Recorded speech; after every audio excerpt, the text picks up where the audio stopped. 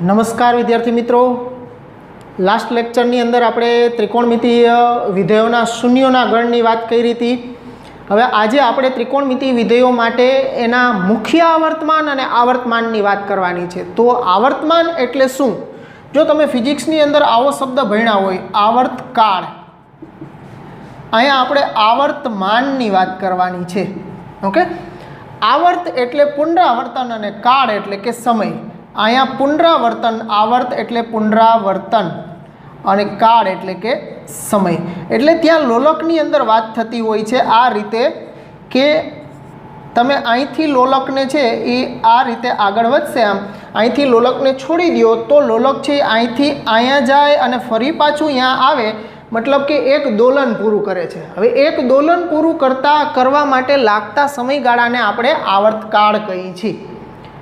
Okay, ફિઝિક્સની ભાષામાં આવર્તકાળ એટલે લોલકને એક દોલન પૂરું કરવા માટે લાગતો સમય, એટલે કે ફરી પાછું એ સ્થાને આવે ત્યારે એક દોલન પૂરું કર્યું કહેવાય. અહીંથી આપણે છોડીએ તો અહીંથી આમ જઈ અને ફરી પાછો ત્યાં આવશે ત્યારે એનું એક દોલન પૂરું થયું કહેવાય. તો અહીંયા આવર્ત એટલે પુનરાવર્તન અને કાળ એટલે સમય. તો અહીંયા એ જ વસ્તુ છે, આવર્ત અને માન. આવર્ત એટલે પુનરાવર્તન અને માન એટલે મૂલ્ય. ઓકે, આપણે મેથ્સની અંદર મૂલ્યનું પુનરાવર્તન ક્યારે થશે? ક્યાં? તો કે એકમ વર્તુળ ઉપર તમે ખૂણાઓ બદલતા જશો તો મૂલ્યનું પુનરાવર્તન, ઈનું ઈ મૂલ્ય પાછું ક્યારે પુનરાવર્તિત થાય? તો કે કોઈ પણ બિંદુ અહીંયા હું P of θ લઉં તો P of θ ફરી પાછું હું આમ ચક્કર મારી 2π જેટલું આખું ચક્કર, એ જ બિંદુ આગળ મારે આવવું હોય તો કેટલું હોય? તો કે વર્તુળ આખું છે એ 2π રેડિયનનું છે, એટલે ફરી પાછું 2π જેટલું ચક્કર લગાવવું પડે. એટલે P of θ બરાબર P of 2kπ plus theta, જ્યાં k belongs to z. Okay, તો 2kπ પાઈના 2πના ગુણકમાં પૂર્ણાંક સંખ્યામાં આપણે જો ચક્કર લગાવીએ તો આ બધાય એના આવર્તમાન થશે. પણ k ની ન્યૂનતમ કિંમત માટે, k ની ન્યૂનતમ કિંમત છે એ આપણે k બરાબર જો 1 લેશું આપણે, તો 1 માટે જે આપણું ચક્કર લાગશે તો 1 બરાબર અહીં 1 મૂકશું એટલે 2π વત્તા થીટા. તો 2π છે એ એનું મુખ્ય આવર્તમાન, કે મિનિમમ કેટલું ચક્કર લગાવશો ઓછામાં ઓછું ત્યારે એનું મૂલ્ય પુનરાવર્તન. તો કે 2π જેટલું તમે ચક્કર લગાવો તો જ એ બિંદુ ઉપર તમે પાછા આવવાના છો. એટલે એ સ્થિતિમાં અહીંથી સ્ટાર્ટ કરી અને આમ રાઉન્ડ મારી અને અહીંયા આવો, અથવા તો આમથી આ રાઉન્ડ મારીને પણ આમ આવી શકો, ક્લોકવાઇઝ અથવા એન્ટી ક્લોકવાઇઝ બે ડિરેક્શનમાં જઈ શકો. ફરી પાછા એ બિંદુ આગળ આવો 2π જેટલું ચક્કર મારીને અથવા તો -2π જેટલું ચક્કર મારીને, તો એનું મૂલ્ય બદલાશે નહીં. અહીંયા બિંદુ P આગળ જે બિંદુ હશે એનો x અને y યામ જે હશે એ જ એનો x અને y યામ રહેશે આવ્યા પછી પણ.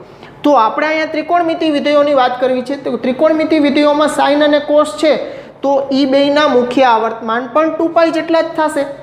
જ્યારે એના આવર્તમાન છે એ 2πના ગુણકમાં કોઈ પણ તમે પૂર્ણાંક સંખ્યા લઈ શકો. ઓકે, તો એ બધા એના આવર્તમાન થશે. ચાલો મિત્રો, તો આપણે એના ત્રિકોણમિતિ વિધેયોના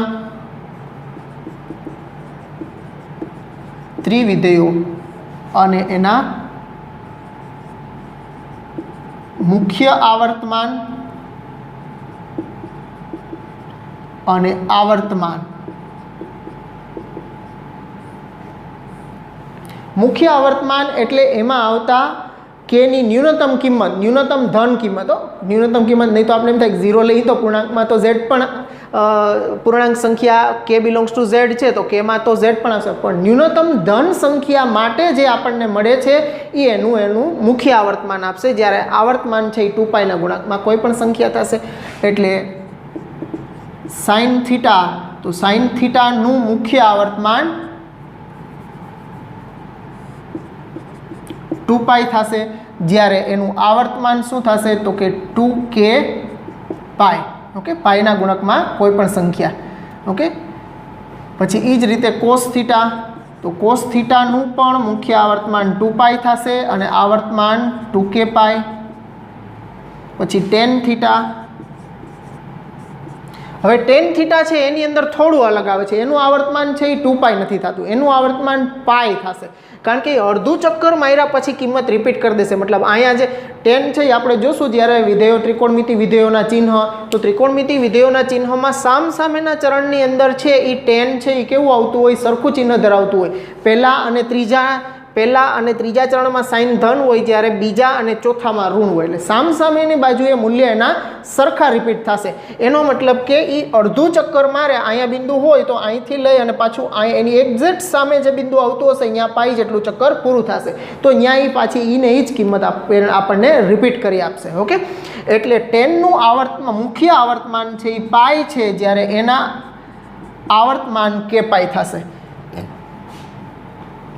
પછી કોટ થીટા, તો કોટ થીટાનું આવર્તમાન પણ પાઈ થશે. 10 અને કોટ બેયના મુખ્ય આવર્તમાન પાઈ થશે, જ્યારે એના આવર્તમાન કે પાઈ થશે.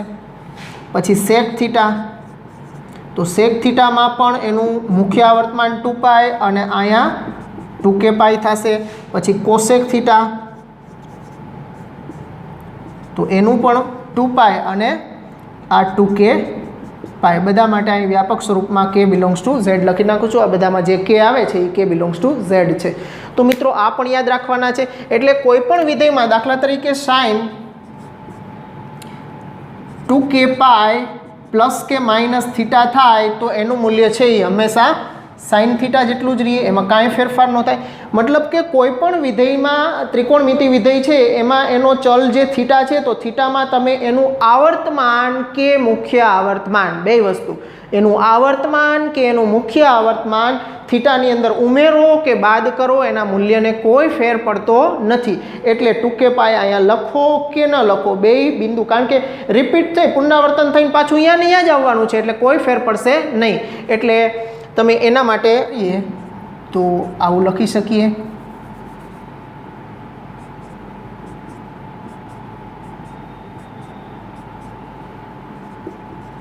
Sign 2k pi plus or minus theta બરાબર સાઇન થીટા જ થશે. પછી એ જ રીતે cos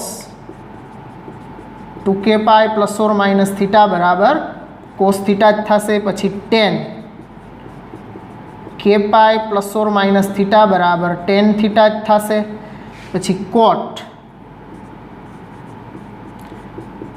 k pi plus or minus theta બરાબર કોટ થીટા જ થશે. પછી સેક, તો sec 2k pi plus or minus theta બરાબર સેક થીટા જ થશે. પછી એ જ રીતે કોસેક, તો કોશેક 2k pi plus or minus theta બરાબર કોસેક થીટા જ થશે. તો આ મિત્રો આપણા થયા એના ત્રિકોણમિતિ વિધેયોના મુખ્ય આવર્તમાન અને આ એના આવર્તમાન કેના ગુણકમાં આવશે એ બધા આવર્તમાન થશે, જ્યાં k બિલોંગ્સ ટુ z છે. ઓકે, તો આ બધા એના આવર્તમાન થયા. તો મિત્રો છે આ તમારે બધાય આવર્તમાન એના આપણે જોયા છે, બધા યાદ રાખવાના છે. મુખ્ય આવર્તમાન જો સાઇન, કોસ, સેક અને કોસેક આ ચારેયના મુખ્ય આવર્તમાન 2 પાઈ છે, જ્યારે ટેન અને કોટ એ બેના પાઈ છે, એટલે યાદ રાખવાનું ખાલી બે જ 2 પાઈ અને પાઈ. ચારના મુખ્ય આવર્તમાન 2 પાઈ છે અને બે ટેન અને કોટના મુખ્ય આવર્તમાન છે એ પાઈ થશે. પછી એના આવર્તમાનની વાત કરો તો ખાલી k અંદર ગુણી દેવાનો છે એની સાથે. ઓકે, તો મિત્રો એકદમ સહેલા છે, યાદ રહી જવા જરૂરી છે. આ પણ તમારે યાદ રાખવાના છે, નોટ ડાઉન કરી લ્યો.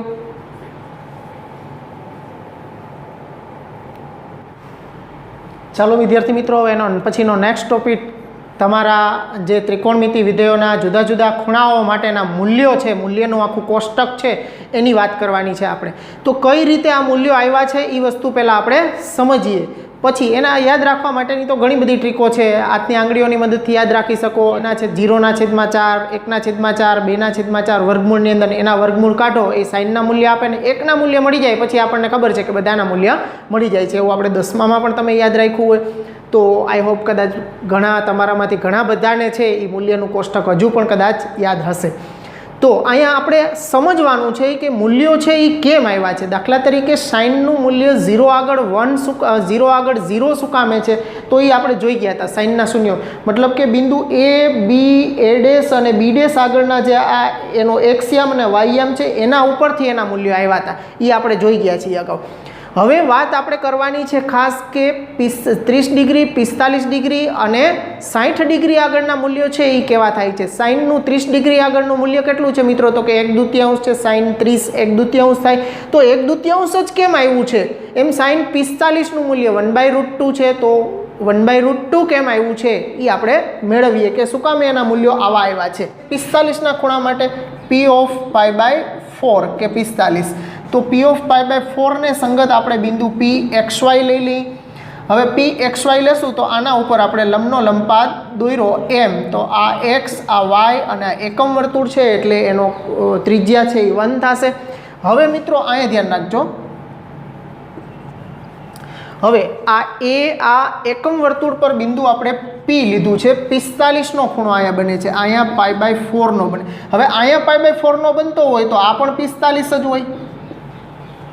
એગ્રી બધાય? કારણ કે ટોટલ 90નો ખૂણો છે, જે અહીંયા આ ખૂણો, આ કાટખૂણો છે, તો આ એક 45નો વચ્ચે જ આપણે દોર્યું છે, આ એક 45નો તો બાકીનો પણ 45નો, એનો કોટિકોણ થશે 45. એનો મતલબ એવો થયો કે આ ચાપ AP ચાપ છે એટલી જ ચાપ PB થશે. કારણ કે સમાન ખૂણા એક જ વર્તુળની અંદર બે ચાપ જો કેન્દ્ર આગળ સમાન ખૂણા બનાવતા હોય તો એ બે ચાપની લંબાઈ સરખી જ હોય. તો આ બે ચાપ શું થઈ તો કે AP બરાબર PB. આ AP ચાપની લંબાઈ અને PB ચાપની લંબાઈ સરખી થશે. AP અને PB આ બે સરખા થશે. ઓકે, હવે એને બેને જોડી, જો ચાપ સરખી હોય તો એને સંગત જીવા છે એ પણ સરખી જ થશે. ઓકે, ચાપને સંગત જીવા AP અને PB, આ AP જીવા ચાપ જેટલી હોય એ જ પ્રમાણે જીવા થાય. એ બેને જોડતા બિંદુઓ તો આ બે પણ સરખી થશે, એટલે આ બે સરખી થશે. એટલે AP બરાબર PB આપણે લખી શકીએ. હવે બે બાજુ આપણે વર્ગ કરીએ તો AP² બરાબર PB². આના ઉપર અંતરસૂત્ર લગાડવાનું છે મિત્રો. અંતરસૂત્ર ફરી પાછું યાદ કરાવી દઉં. A ના યામ x1 y1 અને B ના યામ x2 y2 હોય. બે બિંદુ આપેલા હોય યામ સમતલના, A x1 y1 અને B x2 y2, તો તમે યામ ભૂમિતિ ચેપ્ટર ભણી ગયા છો, એની અંદર અંતરસૂત્ર આવતું હતું કે AB બરાબર વર્ગમૂળમાં બેના x યામના તફાવતનો વર્ગ x1 માઇનસ x2 નો વર્ગ વત્તા બેના y યામના તફાવતનો y1 - y2 નો સ્ક્વેર. આ અંતરસૂત્ર હતું. બેના x યામના તફાવતનો વર્ગ વત્તા બેના y યામના તફાવતનો વર્ગ છે, એ આપણને એ બે બિંદુ વચ્ચેનું અંતર આપે છે. અથવા તો તમે AB² લખો તો AB² અહીં વર્ગ કરી નાખો તો વર્ગમૂળ નીકળી જાય. x1 - x2 નો સ્ક્વેર વત્તા y1 - y2 નો સ્ક્વેર થશે. આ સૂત્ર આપણે અહીંયા ઉપયોગમાં લેવાનું છે. આપણે 45નો ખૂણો હોય ત્યારે કોસ અને સાઇનનું મૂલ્ય કેટલું થાય એ મેળવવા જઈ રહ્યા છીએ. ઓકે, આના બરાબર x એટલે કોસ થીટા ખૂણો છે 45નો છે એટલે π/4 અને સાઇન π/4 થયું. એટલે x એટલે કોસ π/4 અને y એટલે સાઇન π/4 થયું. તો અહીંયા AP આ બે જીવા સરખી થઈ, AP અને PB, તો AP બરાબર PB, બે બાજુ વર્ક કરીએ એટલે AP² બરાબર PB². હવે બધાના યામ આપ્યા છે આપણને. A ના યામ 1 0 છે, P ના યામ આપણે XY ધાર્યા છે અને B ના યામ 0 1 છે. તો AP ઉપર અંતરસૂત્ર લગાડો તો આને આપણે x1 y1 કહીએ, સોરી આને x1 y1 કહીએ અને આને x2 y2 કહી દઈએ. ચાલો, ગમે એને x1 y1 ને x2 y2 કહી શકો તમે. ઓકે, તો AP ઉપર અંતરસૂત્ર લગાડો એટલે x1 - x2 એટલે x - 1 નો સ્ક્વેર વત્તા y1 - y2 એટલે y - 0 નો સ્ક્વેર. ડાબી બાજુએ AP² માટે અંતરસૂત્ર લખ્યું. હવે એ જ રીતે PB² માટે, એટલે P ના યામ છે xy અને B ના યામ છે 0 1. આ x1 y1 જ રાખીએ, આને આપણે x2 y2 કહીએ. તો x1 - x2 એટલે x - 0 નો સ્ક્વેર વત્તા y1 - y2 એટલે y - 1 નો સ્ક્વેર. હવે બે બાજુ અહીંયા x - 1 નો હોલ સ્ક્વેર છે, તો હોલ સ્ક્વેરનું વિસ્તરણ શું થાય તો કદાચ તમને હજુ યાદ જ હશે, x - y નો વર્ગ હોય તો એનું વિસ્તરણ આપણે પહેલા પદનો વર્ગ ઓછા 2 ગુણ્યા પહેલું બીજું વત્તા બીજા પદનો વર્ગ, આ રીતે કરીએ છીએ. તો અહીંયા વિસ્તરણ થશે x² - 2 ગુણ્યા પહેલું ગુણ્યા બીજું એટલે 2x વત્તા 1 નો વર્ગ એટલે 1 વત્તા અહીંયા તો y જ છે એટલે ખાલી y નો વર્ગ થશે, સામે ખાલી x નો વર્ગ વત્તા આનું વિસ્તરણ કરીએ y² - 2y + 1. હવે બે બાજુ જે પદ કેન્સલ થાય છે મિત્રો કેન્સલ કરી નાખીએ આપણે. x² cancel, y² cancel, 1 1 cancel. હવે આ બાજુ વધ્યા છે -2x અને સામે વધ્યા છે -2y. તો -2 -2 પણ કેન્સલ એટલે x બરાબર y. અહીંથી આપણને સીધા મૂલ્ય હજી નથી મળ્યા, આપણને x અને y વચ્ચેનો સંબંધ મળ્યો છે. x બરાબર y, x અને y સમાન છે. જો આપણે જાણીએ છીએ 45ના ખૂણા માટે સાઇન અને કોસ બેયનું મૂલ્ય સરખું હોય છે 1/√2 1/√2 આને લીધે સરખું આવે છે કે આપણને એમ થાય કે ભાઈ 45 જ કેમ સરખા હોય છે મૂલ્ય, તો કે 45ના ખૂણે x અને y આમ સરખા થઈ જાય છે. આ આપણે એકમ વર્તુળ ઉપર a p અને b બિંદુ 45ના ખૂણે લઈ અને મેળવું તો 45ના ખૂણે x અને y સમાન થાય છે. હવે આ કાટકોણ ત્રિકોણ આપણને દેખાય છે તો x y અને આ 1 છે તો એના ઉપર તમે પાયથાગોરસ લગાડો તો પાયથાગોરસ શું થશે તો કે x² + y² બરાબર 1. ઓકે, એટલે આ કાટકોણ ત્રિકોણ બે કાટખૂણો બનાવતી બાજુઓના વર્ગોનો સરવાળો એટલે x² + y² બરાબર કર્ણનો વર્ગ એટલે 1. હવે આમાં x અને y સરખા છે તો y ની જગ્યાએ હું x મૂકી દઉં તો x² અને y બરાબર x એટલે x² બરાબર 1. તો આ થયું 2x² બરાબર 1 તો x² બરાબર 1/2 તો x બરાબર 1/√2 મળ્યું મૂલ્ય. ઓકે, 45ના ખૂણે x યામ 1/√2 આ રીતે આપણને મળે છે કે 45 એ શું કામે સાઇનનું મૂલ્ય છે અથવા તો કોસનું મૂલ્ય x એટલે કોસ થશે, x એટલે કોસ એટલે આ કોસ π/4નું મૂલ્ય મળ્યું અને x અને y બે સરખા જ છે એટલે y આગળ પણ મૂલ્ય કેટલું થશે 1/√2 અને y એટલે sin π/4 છે.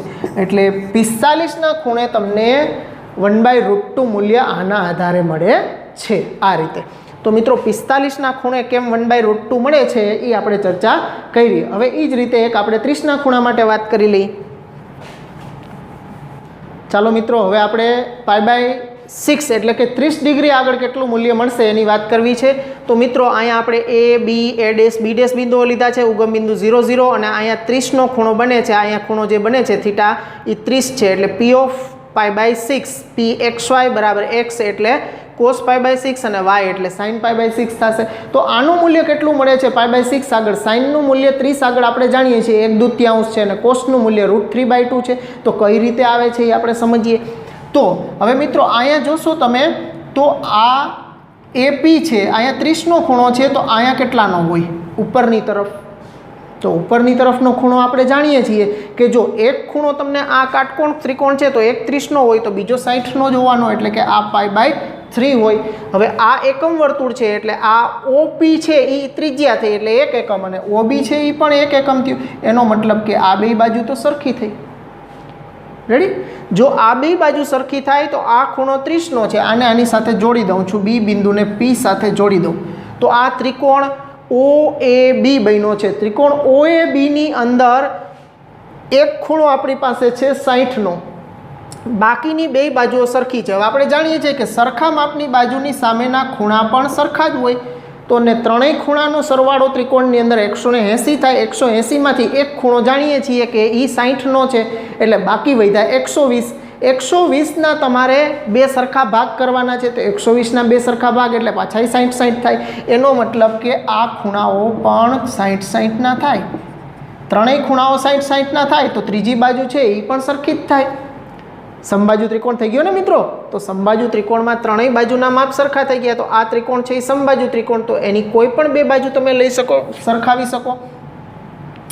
તો OP બરાબર PB સમબાજુ ત્રિકોણ છે એટલે એની કોઈ પણ બે બાજુ આપણે લઈ શકીએ. OP બરાબર PB. હવે OP² વર્ગ કરી નાખો એટલે OP² બરાબર PB². હવે OP² બરાબર PB². OP છે એ 1 છે, OPનું માપ છે એ 1 છે, અહીં ડાયરેક્ટ 1 લખશો તો પણ હાલશે, 1નો વર્ગ 1 જ થશે. હવે P અને 2, Pના યામ XY છે અને Bના યામ 0 1 છે. આને તમે x1 y1 કહો અને આને તમે x2 y2 કહો. તો આના ઉપર અંતરસૂત્ર લગાડો એટલે x - x1 - x2 એટલે x - 0નો વર્ગ વત્તા y1 - y2 એટલે y - 1નો વર્ગ આવું મળશે આપણને મિત્રો. તો આ 1 બરાબર x નો વર્ગ વત્તા આનું વર્ગ પ્રમાણે વિસ્તરણ કરું તો y² - 2y + 1 થશે. તો આ બે બાજુથી 1 કેન્સલ થઈ જશે. ડાબી બાજુ પણ આપણે 1ને બદલે ઉગમ બિંદુ સાથે જ અંતરસૂત્ર લેવું પડશે. 1માં તો ખાલી 1 જ કેન્સલ થશે.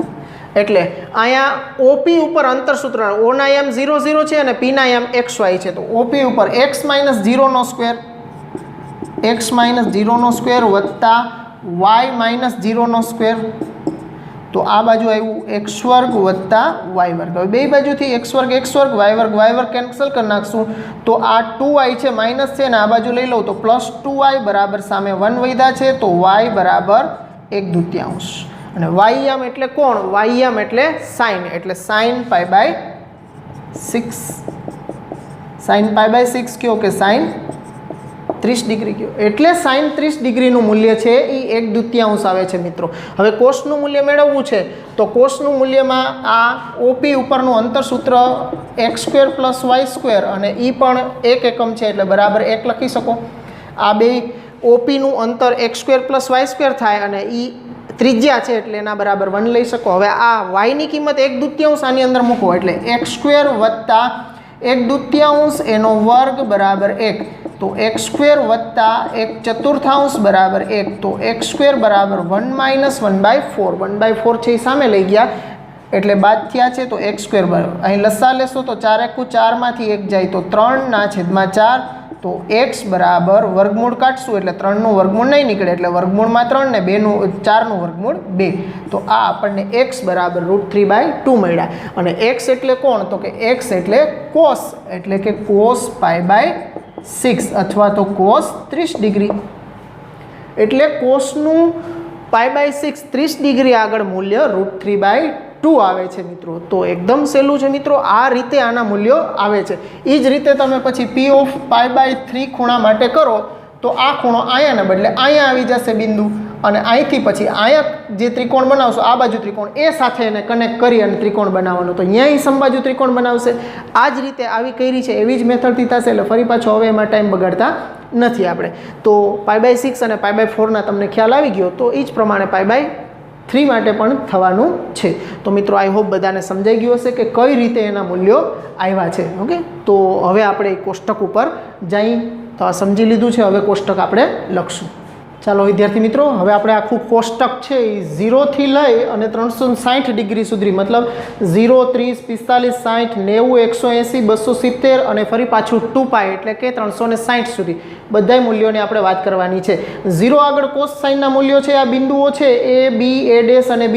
0, 90, 180, 270 અને 360 આગળના મૂલ્યો આ જ બિંદુઓના મૂલ્યો છે, એ જ થશે કોસ અને સાઇનના મૂલ્યો. જ્યારે 30, 45 અને 60ના મૂલ્ય આપણે જોયું તો મૂલ્ય આપણે 30 આગળ આ પહેલું કોસ હોય અને બીજું સાઇન, સાઇનનું મૂલ્ય 1/2 અને કોસનું મૂલ્ય √3/2. 45 આગળ આપણે જોયું તો બેયના મૂલ્ય 1/√2 1/√2 સરખા થશે. પછી 60 આગળ સાઇનનું મૂલ્ય √3/2 અને કોસનું મૂલ્ય 1/2. આમાં પહેલો ઘટક છે એ કોસનો હોય અને બીજો ઘટક છે એ સાઇન બતાવે છે. તો આ મૂલ્ય આધારિત આપણે આખું કોષ્ટક બનાવવું છે. પછી તમે 10મામાં જેમ યાદ રાખતા હતા એમ પણ યાદ રાખી શકો કે 0 થી લઈ અને 90 સુધીના મૂલ્યો છે એ 0/4નું વર્ગમૂળ, 1/4નું વર્ગમૂળ, 2/4નું વર્ગમૂળ, 3/4નું વર્ગમૂળ અને 4/4નું વર્ગમૂળ, છેદમાં બધાય 4 અને 0, 1, 2, 3, 4 લેતા જવાના. એના વર્ગમૂળ છે લેશો એ તમને સાઇનના મૂલ્ય આપે છે એટલે સાઇન 0 તો વર્ગમૂળમાં 0 જ થશે એટલે સાઇન 0નું મૂલ્ય 0. પછી 1/4નું વર્ગમૂળ થશે 1/2, પછી 2/4 છે તો અહીં છેદ ઉડાડો એટલે 1/2 થાય અને 1/2નું વર્ગમૂળ 1/√2 થશે. પછી એ જ રીતે આ √3 અને 4નું વર્ગમૂળ નીકળી જશે એટલે √3/2 અને 4/4 છે એટલે કેન્સલ થઈ જશે એટલે 1 અને 1નું વર્ગમૂળ 1 મળશે આપણને. હવે પાય આગળ, તો પાય આગળ પહેલું કોસ છે, બીજું સાઇન, આ કોસ આ સાઇન, આ કોસ આ સાઇન, આ કોસ સાઇન. પાય 180 આગળ સાઇનનું મૂલ્ય કેટલું છે તો કે 0 છે, અથવા તો એના શૂન્યોના ગણે આપણે ભણ્યા છીએ, પાયના ગુણકમાં સાઇન શૂન્ય જ થશે. પછી એ જ રીતે 3π/2 આગળ નીચે કેટલું છે તો કે -1 છે અને ફરી પાછું 2π આગળ આવો તો સાઇન કેટલું છે તો કે 0 છે. મતલબ આ 0 અને 2π 360 ડિગ્રી વાળું બે સરખા જ થશે. જો અહીંયા મેં ઉપર ખૂણાઓ લખ્યા છે અંશ માપમાં અને એને સંગત નીચે ખૂણાઓ લખ્યા છે રેડિયન માપમાં. બંને ખૂણાઓ માટે તમને ખ્યાલ આવવો જોઈએ. મોટે ભાગે આપણે અંશ માપ કરતાં રેડિયન માપના ખૂણાઓની વધારે જરૂર રહેશે, એનો જ ઉપયોગ વધારે થશે. એટલે થોડીક વાર પૂરતું કદાચ એવું થાય કે અત્યાર સુધી આપણે અંશ માપમાં જ યાદ રાખ્યા છે તો કન્વર્ટ થતાં મગજ હજી એકાદ વાર કન્વર્ટ કરે કે ભાઈ π/6 એટલે 30 ડિગ્રી, 30 ડિગ્રી એ સાઇનનું મૂલ્ય તો કે 1/2. આવું કન્વર્ઝન કદાચ થોડોક ટાઈમ મગજમાં થાય, પણ કોષ્ટક તમને આવડી જવું ખૂબ જ જરૂરી છે. તો આ છે આપણા સાઇનના મૂલ્યો. હવે એના ઉપરથી તમારે કોસના મૂલ્યો પણ લખી શકો. સાઇન અને કોસ એકબીજાના કોટી વિધેયો છે, એટલે કે 0એ જે મૂલ્ય થતું હોય કોસનું જે 0એ થતું હોય, સાઇનનું જે 0એ થતું હોય એ જ કોસનું 90એ થાય. મતલબ આમ તમારે આખા ઉલટા મૂલ્યો લખી શકો. એટલે કે 0એ જે 90એ જે સાઇન થાય છે એ કોસ છે એ 0 થશે, એટલે કોસ 0 છે એ 1 થશે. અહીંયા જોયું છે આપણે. પછી આ છે એ મૂલ્ય અહીંયા આવી જાય એટલે √3/2. અહીંયા બે સરખા જ હોય. આ મૂલ્ય અહીંયા આવી જાય અને 0એ જે છે એ અહીંયા 90એ થશે 0. હવે પાય આગળ કોસનું મૂલ્ય છે -1. પછી 3π/2 નીચે આવશો તો કોસનું મૂલ્ય છે 0 અને ફરી પાછા અહીંયા 2π આગળ આવશો તો પાછું છે 1. ઓકે, તો આ થયા સાઇન અને કોસના મૂલ્યો આપણા. હવે સાઇન કોસના આવડતા હોય એટલે બાકીના બધાય તો આવડવાના જ છે, કારણ કે બધાય ગુણોત્તર અને વ્યસ્ત જ છે. તો 10નું મૂલ્ય સાઇન ભાગ્યા કોસ 0/1 કરશું એટલે 0 થશે. પછી આનો બેનો ગુણોત્તર લેશો તો છેદ ઉડી જાય એટલે 1/√3 થશે. પછી આ તો બે સરખા જ છે એટલે બે આખું કેન્સલ થઈ જાય એટલે 1 થશે. હવે અહીં છેદ ઉડી જશે એટલે √3/1 એટલે √3 થશે. હવે 1ના છેદમાં 0, 1/0 દેટ ઇઝ ઇન્ફાઇનાઇટ. ઇન્ફાઇનાઇટ એટલે અવ્યાખ્યાયિત, તો આ થશે ઇન્ફાઇનાઇટ. એને આપણે અવ્યાખ્યાયિત જ છે, કોઈ નિશ્ચિત મૂલ્ય નથી, એટલું ધ્યાન રાખજો. એટલે અહીંયા સંકેત માટે આપણે ઇન્ફાઇનાઇટનો સંકેત વાપરીએ છીએ, મૂલ્ય વ્યાખ્યાયિત જ નથી એકચ્યુઅલી. પછી 0/-1 એટલે 0 પાછું અવ્યાખ્યાયિત થશે અને પાછું 0/1 એટલે 0.